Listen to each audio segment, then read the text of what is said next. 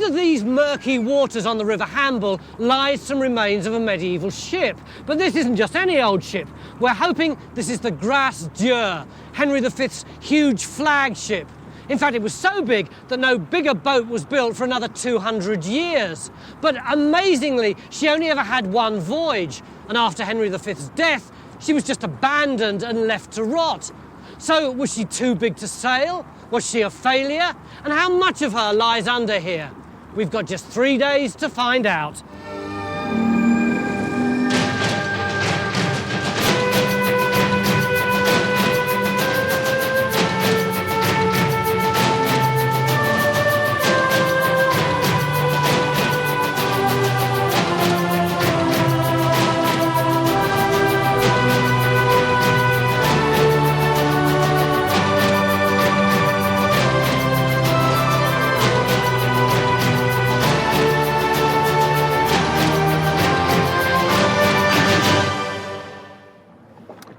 On a bitterly cold night in January 1439, the Dieu was lying silently at anchor, surrounded by 3 smaller royal ships. The story goes that this huge royal battleship was struck by lightning and burnt to the water. Strangely enough, the other ships weren't damaged. Nearly 600 years later, the skeleton of a huge ship is still visible on the bottom of the river. John Adams, who was one of the leading archaeologists on the Mary Rose, has no doubt this is the Dieu. So how are you going to prove it?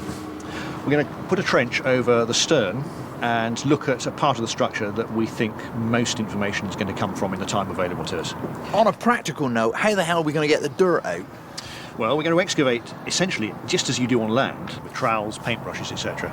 But we'll suck the spoil away with a water suction dredge, and that has the effect of keeping the visibility a little bit clearer. Francis, you're musing.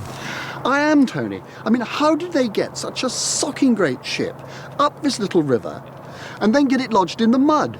Well, they cut what we call a mud berth, and that would have been a big trench into the side of the riverbank, probably cut at a very low spring tide, and that would have allowed them to get another 20 metres into the bank, and so that it would have still allowed traffic to carry on past.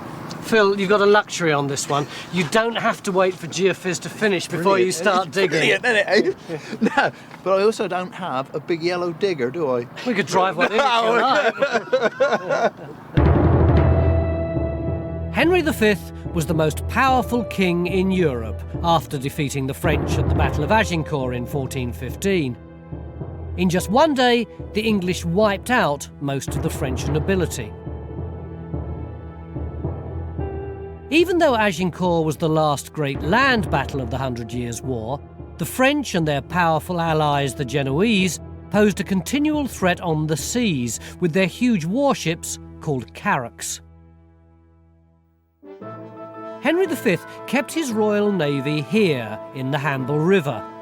Unlike Southampton, which had been raided several times by the Genoese, the Hamble was a safe anchorage, protected from the invaders by a chain across the river mouth.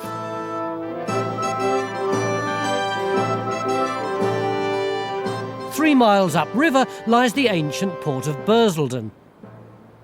And a mile past Bursledon, 4 royal ships, including the Dieu, were laid up in specially dug mud berths.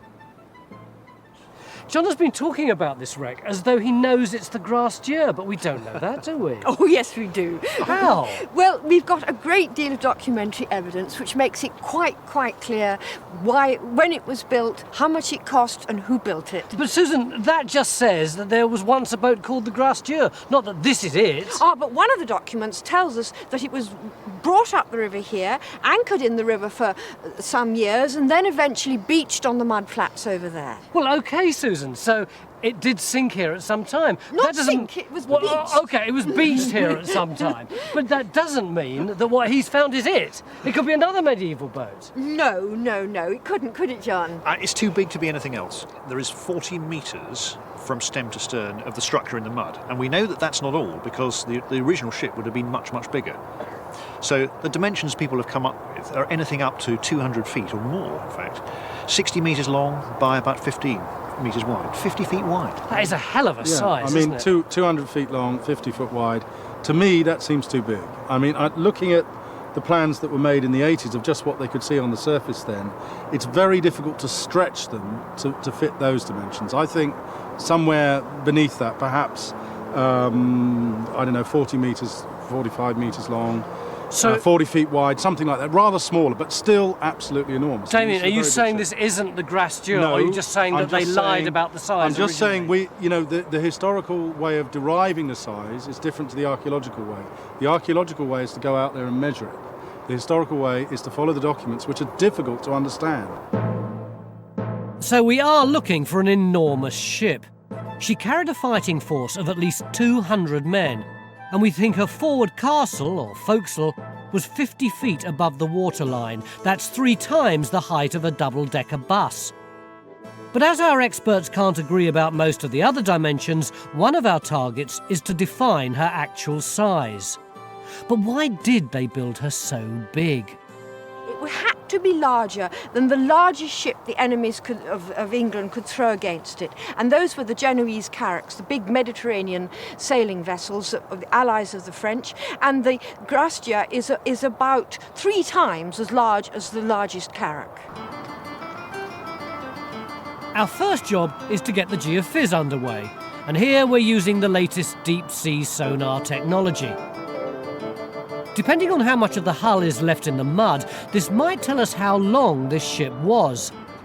But this system has never been used in such shallow water before. What sort of depth do you normally work at? We normally work in about 10 to 20 metres of water, but most of my colleagues think that is ridiculously shallow, let alone this. See, I mean, how does this actually work? How is it that this thing can pick up wood? How does it work? Well, basically, if you sort of send a sound source down to the seabed, the physical property change between the water column and the actual sediments is pretty significant. You get an echo back from it. And what we've found out is there are also big physical differences between the wood and the sediment. So we also get an echo from that. So hopefully we'll get echo both from the seabed and maybe wood buried beneath it. And you should actually get a 3D image of the boat. Well, that's what we would hope to do, anyway. This is the first time that this wreck has been excavated by divers. Once the diving begins, 2 of them, including John, will be working flat out for hours on end. But before anyone can get in the water, there's a huge amount of preparation to do. These safety checks are essential, but they're swallowing up our valuable time. Function checks completed, all working correctly. Comms check 1, 2, 3, 4, 5. 5, 4, 3, 2, 1. Loud and clear. Yeah, loud and clear also. We think that at least 17 ships of Henry V's Royal Navy were maintained and overhauled at Bursledon, a mile towards the sea from our site. Stuart would like to know more about this busy village in the time of Henry V. With so much royal business, Bursledon docks must have been a focal point for trade. If Stuart can locate the medieval shoreline, then he can begin to piece together the layout of the ancient port.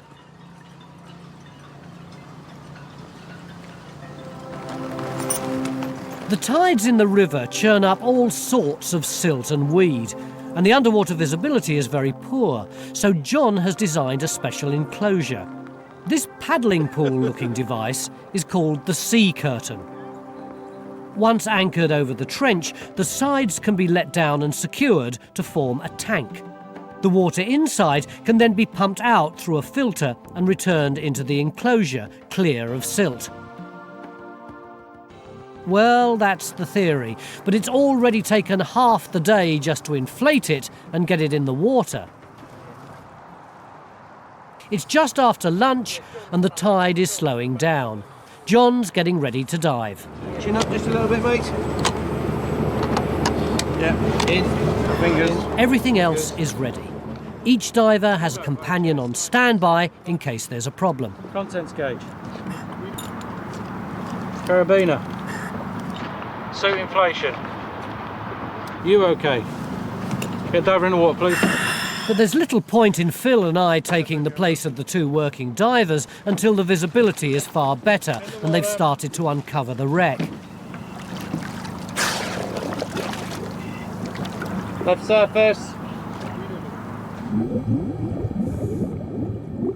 John has chosen to dig across the stern of the ship in a trench about 2 by 2.5 metres.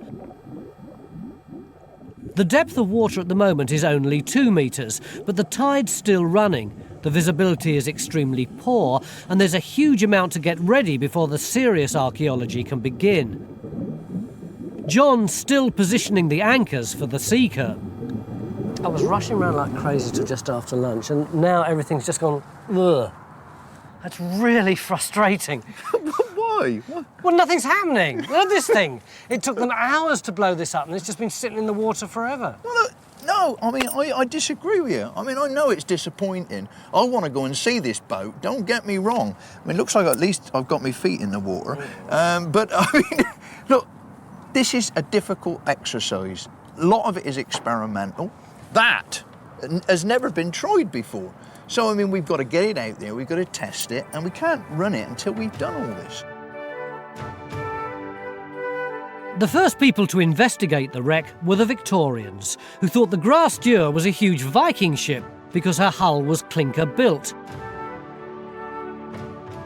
This was an ancient technique using horizontal overlapping boards, still used today in small boats. The wreck diggers noticed the old ship's hull was made up of not 1, but 3 planks of oak fastened together with huge ship's nails.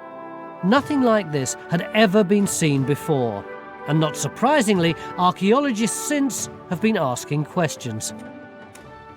To understand just how this royal ship was built and the problems the medieval shipwrights faced with a ship of this size, Damien is going to reproduce a very small section of this extraordinarily complicated hull.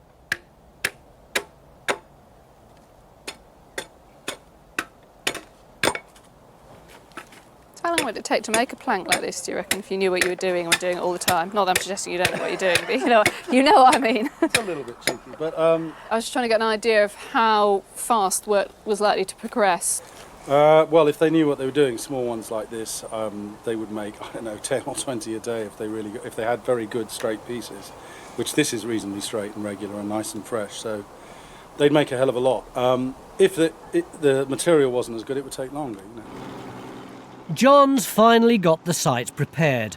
He's had problems sighting the anchors for the sea curtain, and he's been marking out the trench underwater.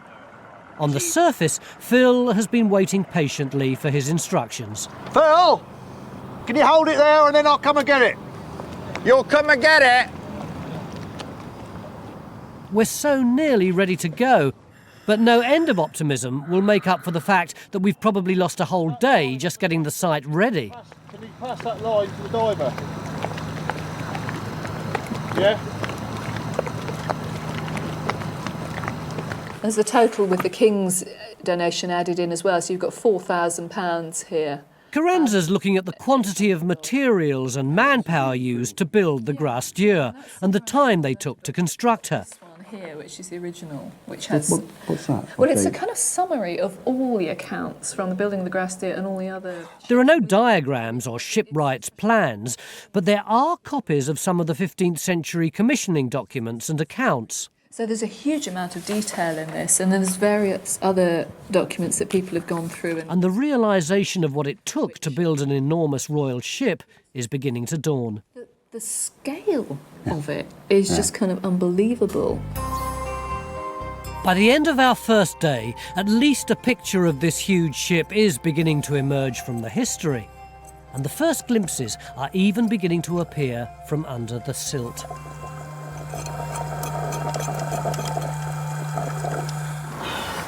OK, well done, John. Are you well? Yep, diver well. Diver well. Roger that. Could you see much down there? Yeah, quite a bit actually. Like what?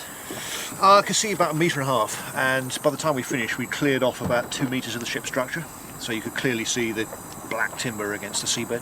But we are a long way behind, aren't we? It's been such a frustrating day. Well, these things always take a bit longer than expected, but no, I think we've done quite well really. We've got the trench in the right place, the enclosures moored down, the boat moorings are all set, so we could carry on and do a night shift, but... You're so cool and so relaxed, and I tell you, they're all champing at the bit out there. Are we going to get to see this wreck? We'll find out tomorrow. Join a thriving worldwide community of Time Team fans on Patreon. Our new target is to reach 15,000 worldwide supporters on Patreon by the end of 2025. This will enable us to continue expanding the Time Team world with more digs and greater access than ever before. It's the beginning of day 2 on our excavation of Henry V's huge flagship, lying here on the bottom of the Hamble River. Yesterday was so frustrating, not being able to see anything, having to wait for the site to be prepared, but this morning conditions are far better. Low tide's about 2 hours away, and that means optimum visibility. The sea curtain can also be anchored down soon, so shortly they can begin to exchange and clean the water. Happily, the dredge, used for sucking away the mud and silt, is working perfectly. And inch by inch, the ship's hull is coming to light for the first time in over 500 years.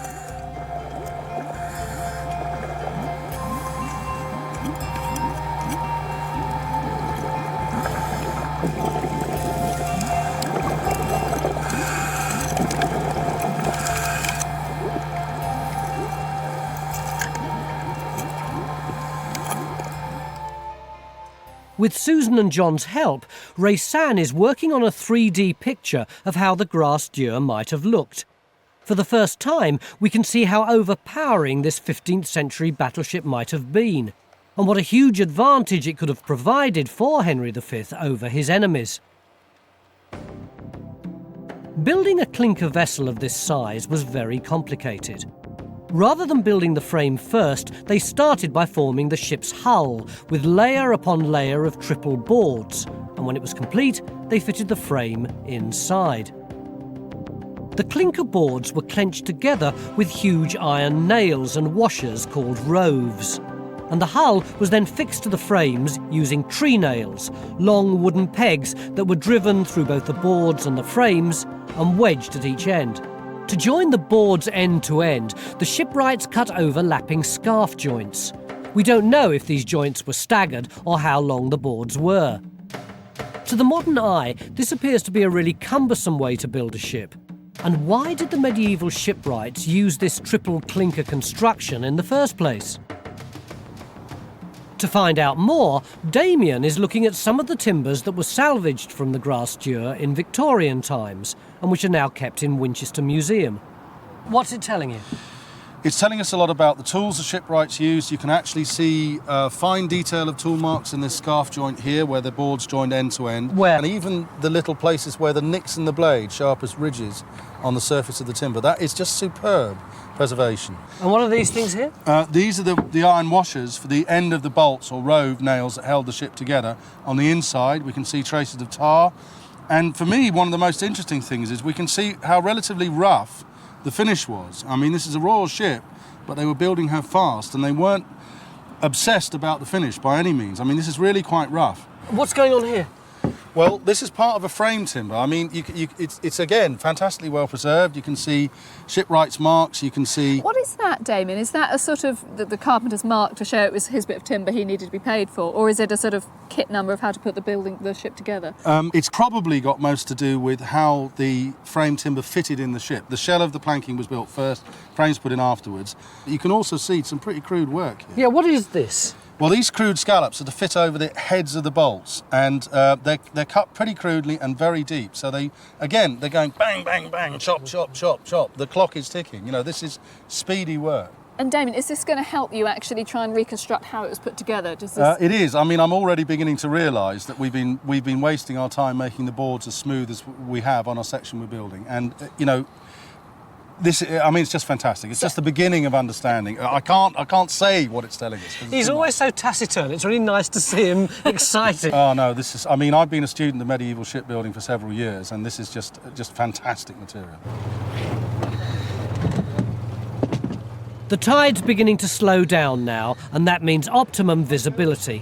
John, you're wet. I'm wet. I had what they call a wet dip. Phil's been put on standby, and he's really excited. Is it all right? We're nice and productive now. And how's the skirt doing? Well, the tide's still too high for that to be operating. That's still about a metre above the seabed. So we're just operating down on the seabed below that at the moment. But so, is the excavation going up to according to plan? Is Yep. it is just? Yep. It's plain sailing now, is We've it? gone down this much already. Yeah. Yeah. So what's the plan? Why aren't you still in there? I've just come up to change hats. And then you're going back down. I'll borrow this one. Permission denied.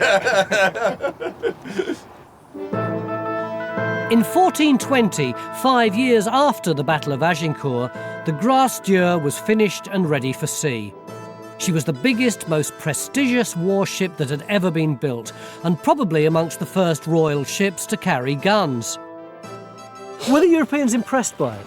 Oh yes, I mean this is one of the nicest things about the Grace Dieu. The Florentines used to come to Southampton every year with galleys to trade, and Soper, who's the guy in charge of the royal ships, was also a merchant. So he met up with his contact and took him to dinner on the Grace Dieu when it was in Southampton, and this guy wrote it all down in his diary, and then he says it was the most beautiful ship I ever seen. Well, that was real praise from a Florentine. She set sail in July 1420 on her maiden voyage from Southampton to the Isle of Wight. Presumably the sailors who worked on it must have been terribly proud that they were on this great ship. Well, you'd like to think so, but have a look at this.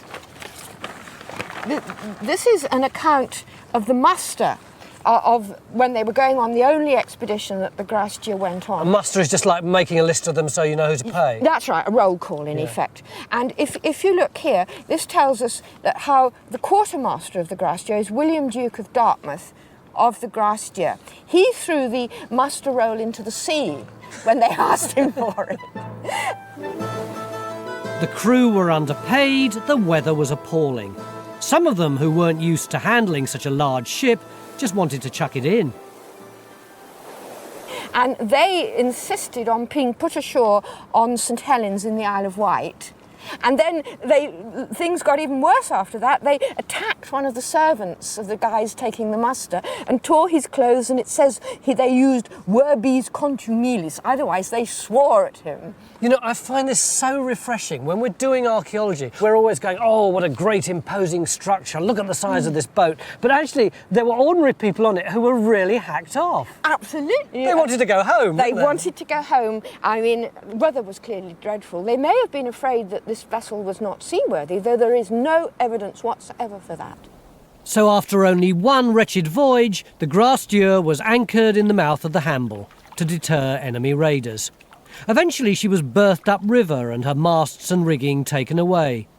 She was never to see the open water again. They had shipkeepers on these ships, like caretakers, and we know in fact that the superintendent shipkeeper was Jordan Browning, who was a very experienced royal shipmaster. He'd been Master of the Holy Ghost. He was a Southampton man, a local man. He superintended the building of a little royal ship down the river at Bursledon called the Little Jesus. Well, Stuart's our man on the spot. If he can work out where the medieval village was, then the boatyard could be somewhere there. 232 in the main, all functioning correctly. Ready to hat the diver. You happy, Phil? I am overjoyed. I can't tell you how long I've waited for this. Good. It's mid-afternoon on day 2, and Phil's moment has finally come. You happy? I am absolutely happy. Diver 2 ready to enter the water. But there's a problem. John hasn't been able to secure the sea curtain to the river bed properly, and the water exchange isn't working. So Phil's going to have to take a chance with the visibility. Tony to Phil, can you hear me? I can hear you, Tony. What's it like down there? Like a pea soup, actually. Can you see anything of the boat? At the moment, I'm attempting to find it by feel. I'm going to follow John. He said follow me. And I'm going to stick into him like a... Whoa, there he is. You've got to bear with me, Tony, because I cannot see a single thing. I cannot see a thing. The visibility is literally, it can't be no more than a foot maybe. I cannot see the boat, but I know it's here. And now he's guided my hand down. Oh! My God. This is like a radio programme, not television. What can you feel? There it is, now that makes sense. And that is, unquestionably, grass jerk.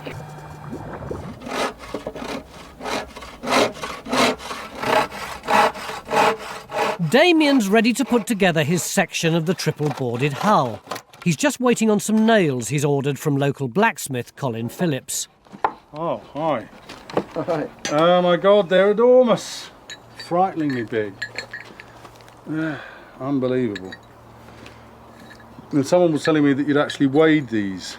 And what sort of weight is that then? 1 pound and 8.5 ounces. It's unbelievable. There's a huge amount of iron. And these are the rows. Brilliant. I mean, these are incredible. These are just so much bigger than the examples that we normally deal with. I mean, they're twice the size, basically. The job will be to see if we can actually cut these and rivet them, because they are so massive. OK, thank you. All right, then. Less than 20 years after her maiden voyage from Southampton, the Grace Dieu was struck by lightning in her mud berth and burnt to the waterline. 10 men spent over 3 months salvaging 8 tons of precious iron from her hull, presumably on the orders of her masters in Bursledon.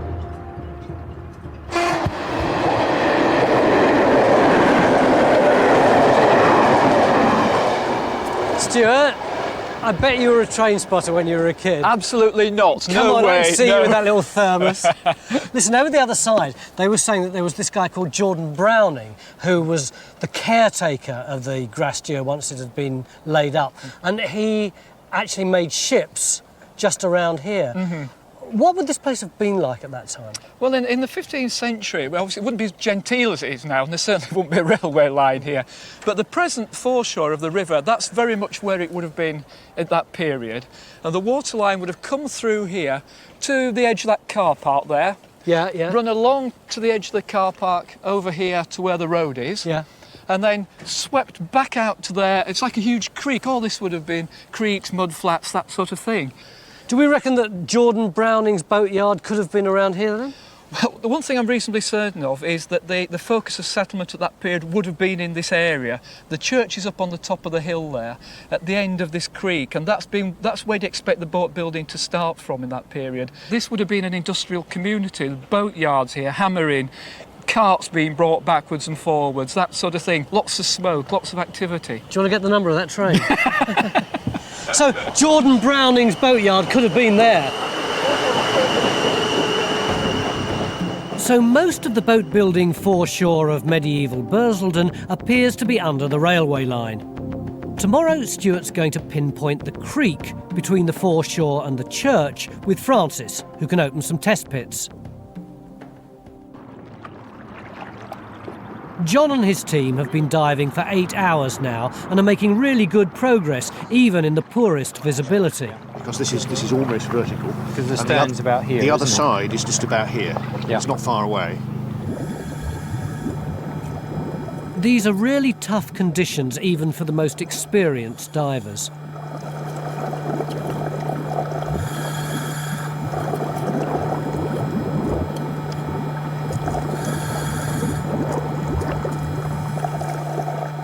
It's the end of the day and we're waiting for Phil. So we've retreated to the pub. Reading matter and ran out of stuff to do, really. But Phil is the bearer of bad news. The sea curtain is a non-starter. After 2 days, John's decided to abandon it altogether. It's just not working. I mean, we did spend a hell of a lot of time putting it in. If we hadn't... And installing it. If we'd ignored it, if we'd gone in without it, we could have been diving, by lunchtime today. Yeah, but on the other side, I mean, okay, it doesn't come as a great surprise to me, but I mean, the main thing is, I've actually been down here. Don't let's be too glum. We may not have seen the grass dune. I've seen the You have not seen I it. have seen it's about that far away, but I have seen You the grass. saw it like a short-sighted mole. I saw it. As I live and breathe, I saw it. Tomorrow, let's hope that we can see it a little bit clearer. And tomorrow, I'm going to get down and have a look at it, all right? Yeah. If you'd like to see more episodes like this, you can make it happen. Our new target is to reach 15,000 worldwide supporters on Patreon by the end of 2025. This will enable us to continue expanding the Time Team world. Enjoy front row seats for the greatest show on Earth and under it. Beginning of day 3 in our search for Henry V's flagship, and yesterday was so frustrating. Phil managed to dive the wreck eventually, but the visibility was so bad he couldn't see anything, he could just feel it. And we had been proposing to put that orange sea curtain round it and pump it full of cleaned water to improve the visibility, but it wasn't the greatest experiment in the history of diving, was it? Archaeology is all about interpretation, Tony. And I think it worked brilliantly, actually. We now have a working system, and I now know that that device will work really well in another situation. So it was a great experiment, it's just that we can't use it here. Well, in 3 days, it's just too much of a rush to get it deployed. So are we going to be able to dive the wreck today in circumstances which will allow us to see it? If you come in when the water's moving just gently enough to take away the sediment, then you'll see what I see. I'd And really it's love fantastic. to, mate. Yeah, now we've been making great progress. Show me what you have seen. Okay, well, we opened up a trench across the stern of the vessel, and we've got a series of frame timbers coming up almost vertically, with the outer planking still attached. But what's rather nice about it is that we can actually see part of the construction sequence. These are the scarfed ends, the tapering ends of the planks. And this is one of the things that we've been wanting to find out, actually how long these planks are. So we can now follow those and find the joints at the other end. What's this? Well, this is to give you an impression of the three-dimensional setup of the structure that we've got. Here are the frames coming up, massive things. And this is the planking still in position, stepping down, sort of clinker fashion, down into the seabed. Are we going to be able to get on any faster than we did yesterday? Faster? You can't make me work any faster than I did yesterday. We've been champing at the bit, and all the time he's so easy, so relaxed. I hope you're right. Let's have this conversation at 6 o'clock tonight. Right, yes. Yeah, that's fine. Phil and I haven't seen any of this underwater yet. John's trench is 2 metres from where the ship's rudder would have been. He's seeing both sides of the ship's hull, with the triple thickness planking tapering down to the stern post. The frame timbers here look as if they're 40 by 50 centimetres thick, which are far bigger than he'd expected. And John thinks there could be anything from 1.5 metres to 2 metres of the hull still under the mud. Justin Dix has been processing his sonar geophysics results at the Southampton Oceanography Centre. And it's really exciting, Phil. Even in this very shallow water, we've got a really good image. This, along here, is the actual seabed. And we can actually sort of add that on there. And then what we've got is a really strong anomaly, really sort of yellow and red colours here, very, very strong reflections. That is a cross-section through the grass And dune. that's actually cutting a slice through the actual grass dune. And in fact, the reflections are so strong, we get nothing, no sound being reflected back beneath. Whereas on either side, where it's just a sort of muddy sediments, we get sort of horizontal layers, sort of some basic layering within it. And so we're fairly confident that's the actual hull. So from a series of these cross-sections, you can put it together and actually build up the shape of the hull? Well, that's what we've been trying to do over the weekend. If we go onto this screen here, what we've done is we've effectively picked the seabed surface so we can actually sort of have a sense of what the seabed's like. And if we go underneath here and we start to add the actual horizons, we can start to pick out the actual hull section.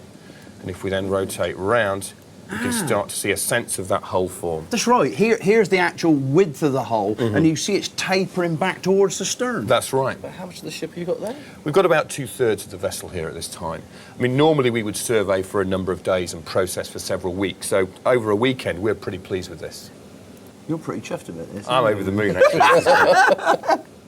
So here it is, a huge section of the Royal Flagship still under the mud. If Justin can do some more work, we should be able to calculate the size and shape of the ship.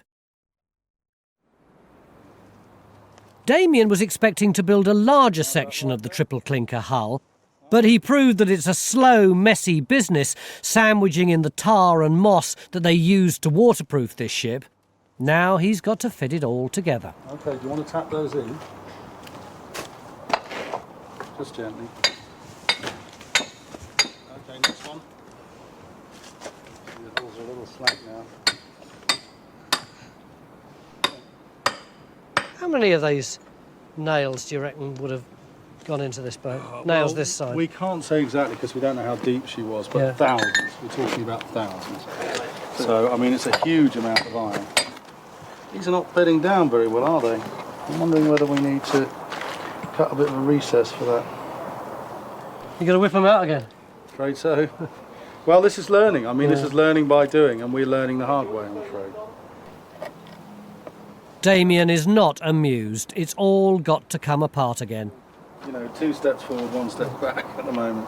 But we're learning. Are you happy? After yesterday's pea super, Phil's hoping he'll see something today. Okay. Happy? Okay, off you go. Diver 2 in the water. Roger that. Reports well. Diver 2, let's surface.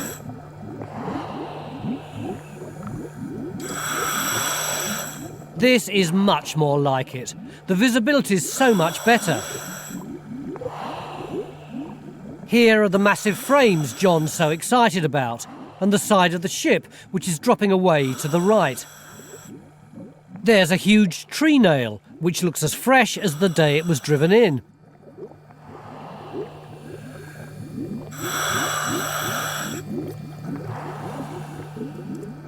And a scarf joint. One of the main tasks today is to establish the length of the boards that form the clinker hull. Colin McEwen, who's diving with Phil at the moment, is measuring one of the hull planks. Right, could you just give me a measurement from the scarf joint at the end that's free back to the farthest point away that you can get? Right, understood? Yeah, understood.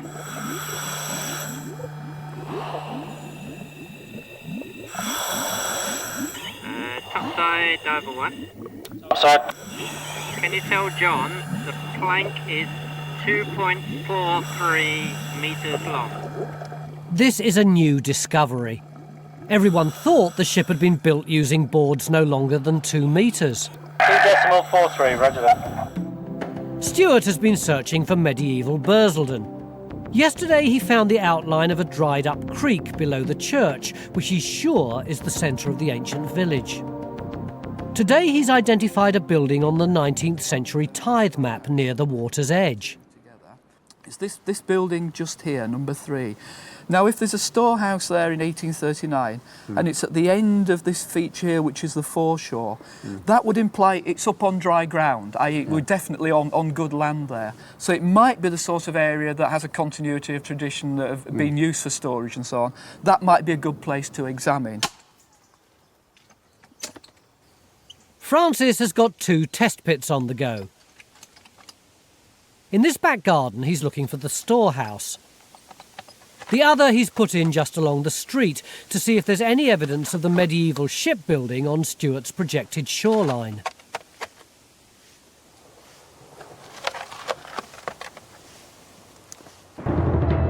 In 1422, Henry V died, just 2 years after the Grace Dieu's maiden voyage. She cost a massive £4,000 to build. You could have probably put up a fine cathedral for that at the time. And Robert Byrd, the clerk of works of the ship, who'd lent the king some of the money to build her, didn't do very well out of it.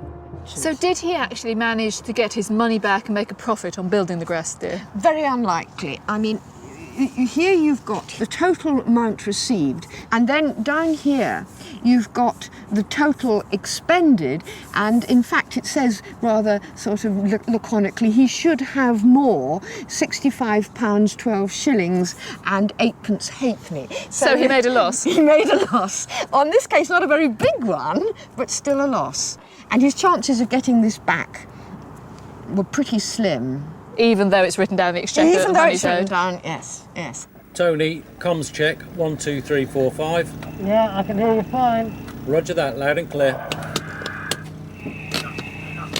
You happy? Diver 2 ready for the water? Roger that. Get the diver in the water, please. I don't think I've ever been on a time team where it's taken me 2.5 days before I get to see the archaeology. Reports well. But now the moment has come.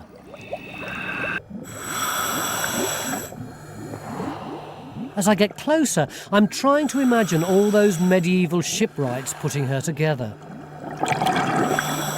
Why those mutinous sailors abandoned her. Maybe she wasn't struck by lightning. Perhaps they set fire to her on purpose to get all that precious iron out. Phil to Tony, can you hear me? Oh, press that down. Phil to Tony, can you hear me? Yes, I can hear you. Are you as amazed as you should be? It's really fantastic. When I first got down, the visibility was just like being in a swimming pool. But there's so much of it here, Phil. I know, it just seems so bizarre. I mean, we two who've actually Seen it are giggling and bubbling to us over a couple of idiots. Phil's absolutely right. You can't possibly tell how big she is until you get down here. Now I can see for myself the massive frame timbers, with the side of the ship disappearing away. The ballast, I assume, as there's no other reason for flints to be in here. And until you see how close together these enormous timbers are that step down towards the stern, you can't appreciate the scale of this ship. Archaeologically, John's made great progress this weekend, and he's made yet another discovery. The surprise this morning was when we followed the frames back north to the other side of the ship, and it appears to me as though we have a series of truly massive crooked grown floor timbers, sort of big Y-shaped timbers standing on the keel. That sounds extremely plausible to me. It's like some later 17th century ships, these big Y-shaped timbers. That's really interesting information.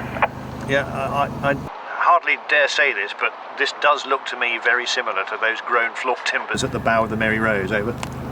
Yes, I'm not surprised. That would be, I think, the most likely option, you know, within the sort of medieval mindset. The crooked timbers at the stern of the Grace Dieu, which John has just discovered, were cut from trees specially picked by the shipwrights.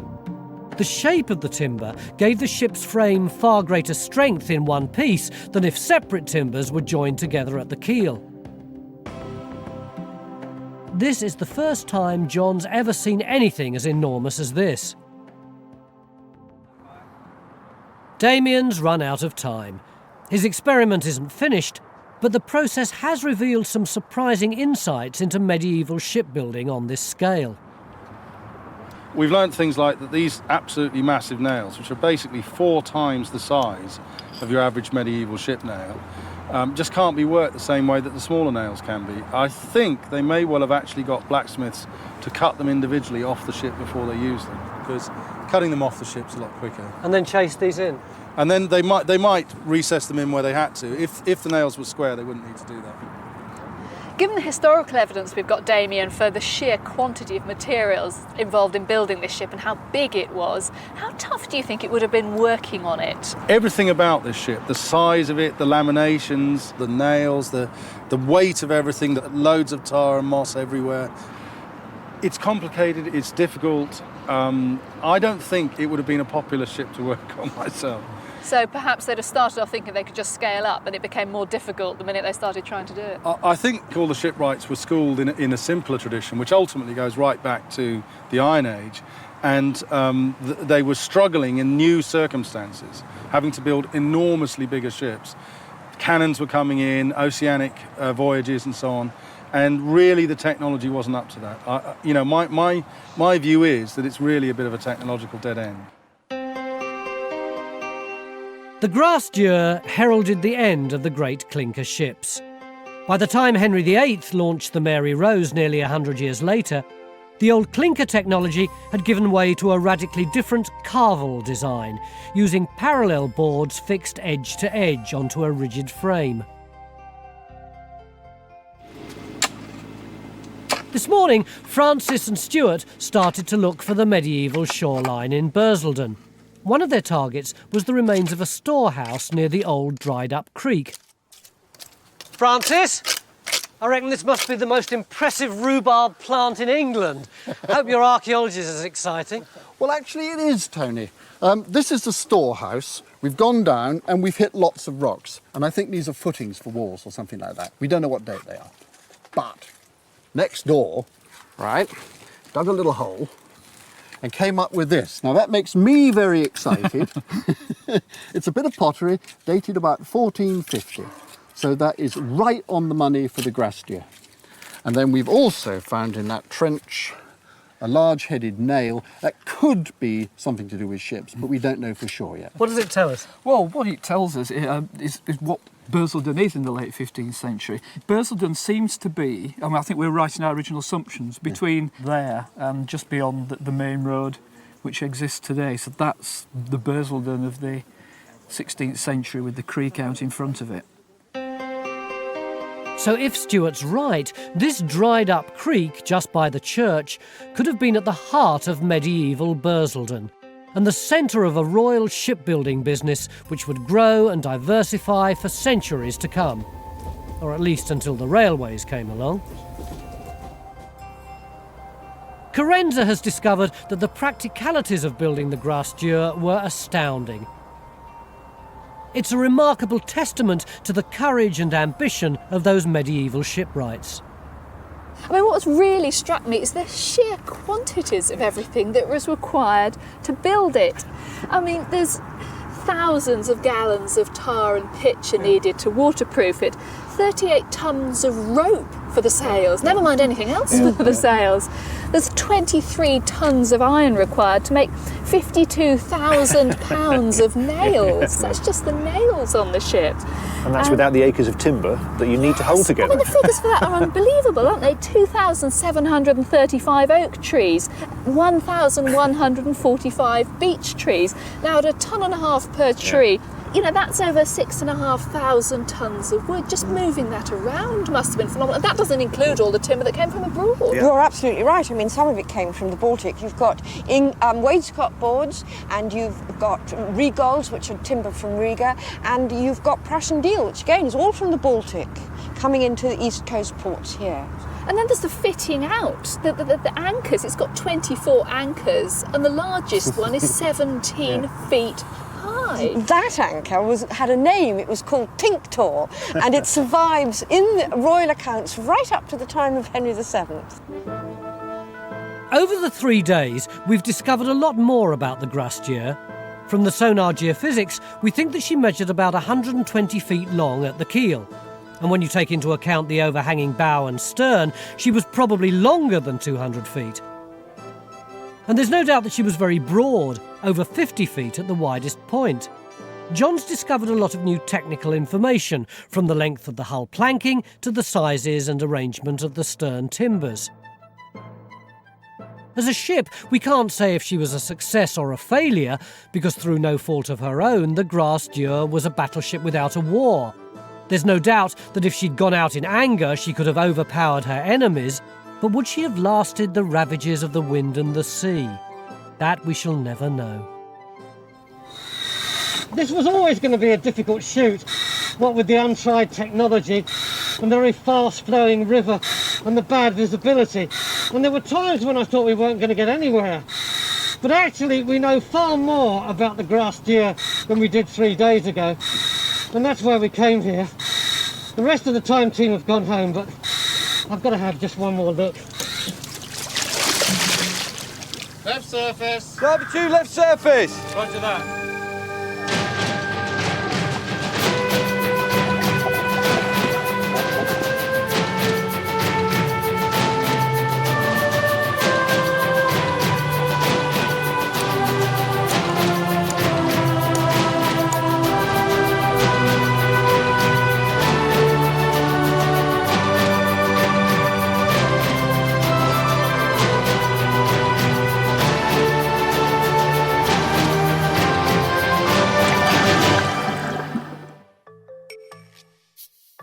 Join Time Team on Patreon to access exclusive 3D models, masterclasses and behind-the-scenes insights.